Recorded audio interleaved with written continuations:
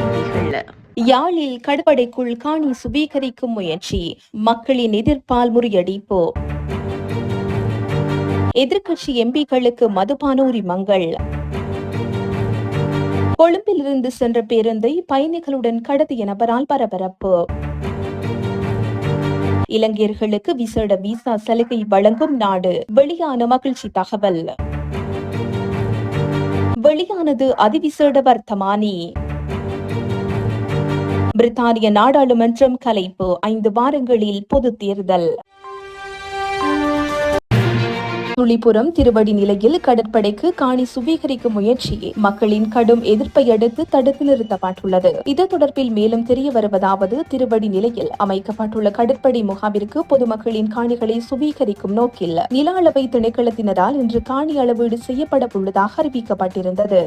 இதனையடுத்து அக்காணிகளின் உரிமையாளர்கள் மற்றும் அப்பகுதி மக்கள் உட்பட அரசியல்வாதிகள் என பலரும் அங்கு திரண்டு காணி அளவீடு செய்வதற்கு கடும் எதிர்ப்பை வெளிப்படுத்தினர். இவ்வாறு பொதுமக்கள் தொடர்ச்சியாக எதிர்ப்பை வெளிப்படுத்தி கொண்டிருந்த போது அங்கு காணி அளவீடு செய்வதற்கு வருகை தந்த நில அளவை திணைக்களத்தினர் காணி அளவீடு செய்யாமலே திரும்பி சென்றுள்ளமை குறிப்பிடத்தக்கது. இதில் இலங்கை தமிழரசு கட்சியின் நாடாளுமன்ற உறுப்பினர் சிவஞானம் ஸ்ரீதரன், தமிழ் தேசிய மக்கள் முன்னணியின் நாடாளுமன்ற உறுப்பினர் செல்வராசா கஜேந்திரன், தமிழ் தேசிய மக்கள் முன்னணியின் ஊடக பேச்சாளர் கனகரத்னம் சுகாஸ், காணியின் உரிமையாளர்கள் மற்றும் பொதுமக்கள் என பலரும் கலந்து கொண்டனர். அரசாங்கத்திடமிருந்து மதுபான அனுமதி பத்திரங்களை பெற்றதாக கூறப்படும் எதிர்க்கட்சி எம்பிக்கள் குழுவிற்கு அந்த உரிமங்களை உடனடியாக அரசாங்கத்திடம் மீள ஒப்படைக்குமாறு எதிர்க்கட்சி தலைவர்கள் அறிவித்துள்ளதாக தெரிவிக்கப்படுகிறது. இவ்வாறாயினும் அந்த பாராளுமன்ற உறுப்பினர்களிடவரும் இதுவரையில் தமது மதுபான அனுமதி பத்திரத்தை அரசாங்கத்திடம் ஒப்படைக்கவில்லை என அரசியல் வட்டாரங்கள் தெரிவிக்கின்றன. இதேவேளை பதுளை ரிதிமாலியத்தவில் 6 மதுபான சாலைகளை திறப்பதற்கு அரசாங்கம் அண்மையில் அனுமதி வழங்கியுள்ளதாக தெரிவிக்கப்படுகின்றது. இந்த உரிமங்களில் ஒன்று எதிர்க்கட்சி உறுப்பினர் ஒருவரின் தலையீட்டின் மூலம் அவரது தனிப்பட்ட பாதுகாப்பு அதிகாரியின் மனைவி பெயரில் பெறப்பட்டதாக தெரிய வருகிறது. இது தொடர்பில் அந்த தலைவர்கள் மற்றும் சிவில் அமைப்புகள் எதிர்க்கட்சி தலைவர் சஜித் பிரேமதாசவை நேரில் சந்தித்து முறைப்பாடு செய்துள்ளனர். இதனால் மதுபான அனுமதி பத்திரத்தை உடனடியாக அரசாங்கத்திடம் கையளிக்குமாறு எதிர்க்கட்சி தலைவர் உறுப்பினரிடம் தெரிவித்த போதிலும் அதற்கும் அவர் செவிசாய்க்கவில்லை என தெரிவிக்கப்படுகிறது. அதேவேளை புதிய மதுபான சாலைகளை திறப்பது தொடர்பில் பதுளை ரிதிமாலியத்தை பிரதேச மக்கள் அரசாங்கத்திற்கு எதிராக கடும் எதிர்ப்பை வெளியிட்டுள்ளனர். இதேவேளை தமது அரசாங்கத்தின் கீழ் புதிதாக வழங்கப்பட்ட மதுபான அனுமதி பத்திரங்கள் அனைத்தும் ரத்து செய்யப்படுவதாகவும் தேர்தல் அறிவிக்கப்படவுள்ள இந்த நேரத்தில் மதுபான உரிமங்களை வழங்கிய அதிகாரிகளுக்கு எதிராக நடவடிக்கை எடுக்கப்படும் எனவும் எதிர்க்கட்சி தலைவர் சஜித் பிரேமதாஸ் அண்மையில் தெரிவித்திருந்தமை குறிப்பிடத்தக்கது.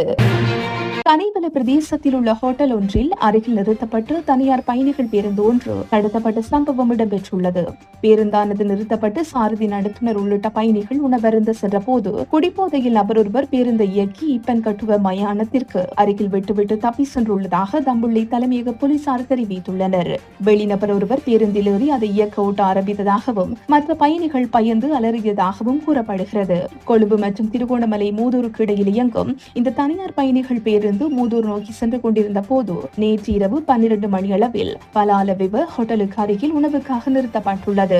பேருந்தில் இருந்த ஓட்டுநர், நடத்துனர் உட்பட சிலர் தேநீர் அருந்துவதற்காக ஹோட்டலுக்கு சென்றதாக போலீசார் தெரிவித்துள்ளனர். அப்போது இப்பன் கட்டுவ பகுதியை சேர்ந்த நபர் ஒருவர் ஹோட்டல் அருகே சாரதி மற்றும் நடத்துனருடன் வாக்குவாதத்தில் ஈடுபட்டுள்ளதாக கூறப்படுகிறது. குடிபோதையில் இருந்ததாக கூறப்படும் அவர் ஹோட்டலை விட்டு வெளியேறி பேருந்தில் ஏறி அருகில் இருந்து சாவியுடன் பேருந்தை இயக்கியுள்ளார். அத்துடன் பயணிகள் மற்றும் பேருந்துடன் தப்பி சென்றதாக போலீசார் தெரிவித்தனர். இதனை கண்ட பேருந்தின் நடத்துனர் மற்றும் சாரதி ஆகியோர் முச்சக்கர வண்டியில் ஏறி பலவந்தமாக எடுத்து சென்ற பேருந்தை துரத்தி சென்றுள்ளனர். இந்த நிலையில் குடிபோதையில் இருந்த நபர் இப்பன் கட்டுவ மயானத்துக்கு அருகில் பேருந்தை நிறுத்திவிட்டு தப்பி சென்றுள்ளதாக போலீசார் குறிப்பிட்டுள்ளனர். அதற்குள் பேருந்து 4 கிலோமீட்டர் தூரத்துக்கு மேல் சென்றதாகவும் பயணிகள் மரண பீதியில் இருந்ததாகவும் போலீசார் தெரிவித்துள்ளனர்.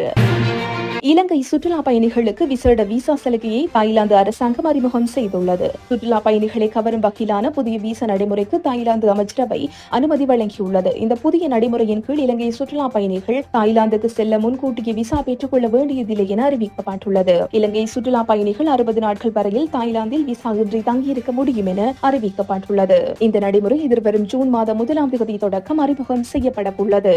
ஒன் அரைவல் விசா, இலவச விசா என புதிய திட்டங்களின் அடிப்படையில் பல நாடுகளுக்கு விசா சலுகை வழங்கும் நடைமுறை இவ்வாறு அறிமுகம் செய்யப்பட்டுள்ளது. இலங்கை பிரஜைகள் ஒன் அரைவல் விசா மூலம் 60 நாட்கள் தாய்லாந்தில் தங்கியிருக்க அனுமதிக்கப்படுவர் என்பது குறிப்பிடத்தக்கது.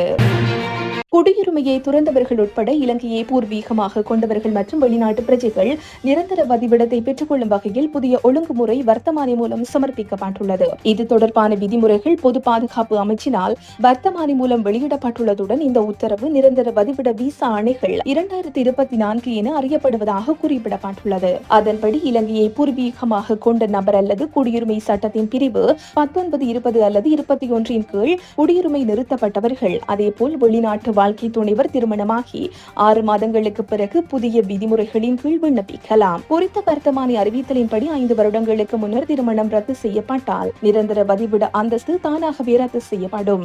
பெற்றோர் மற்றும் தாத்தா பாட்டி இலங்கையில் பிறந்தவர்கள் அல்லது இன்னும் இலங்கையில் குடிமக்களாக உள்ள ஒருவர் இலங்கை வம்சாவளியை சேர்ந்தவர் என்று அழைக்கப்படுகின்றார். இதன் கீழ் விண்ணப்பத்தை சமர்ப்பிக்கும் முதன்மை விண்ணப்பதாரருக்கு $1000 கட்டணம் வசூலிக்கப்படும் மற்றும் இலங்கையர் அல்லாத வாழ்க்கை துணை மற்றும் குழந்தைகளுக்கு $400 கட்டணம் வசூலிக்கப்படும் என தெரிவிக்கப்பட்டுள்ளது. பிரித்தானிய நாடாளுமன்றம் உத்தியோகபூர்வமாக இன்று கலைக்கப்பட்டுள்ளதாக தெரிவிக்கப்பட்டுள்ளது. பிரித்தானிய பொது தேர்தல் எதிர்வரும் ஜூலை மாதம் 4ஆம் தேதி நடத்தப்படும் என அந்த நாட்டின் பிரதமர் ரிஷி சுனக் அண்மையில் அறிவித்திருந்தார். இதன்படி பிரித்தானிய நாடாளுமன்றத்தின் செயற்பாடுகள் கடந்த 24ஆம் தேதி முதல் இடைநிறுத்தப்பட்டதாகவும் சர்வதேச ஊடகங்கள் தெரிவித்துள்ளன.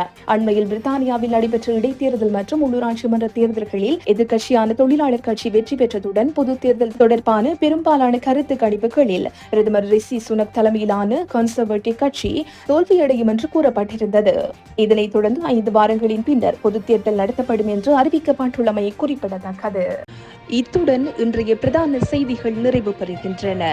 உச்சி மீது வானிடிந்து வீழுகின்ற போதிலும்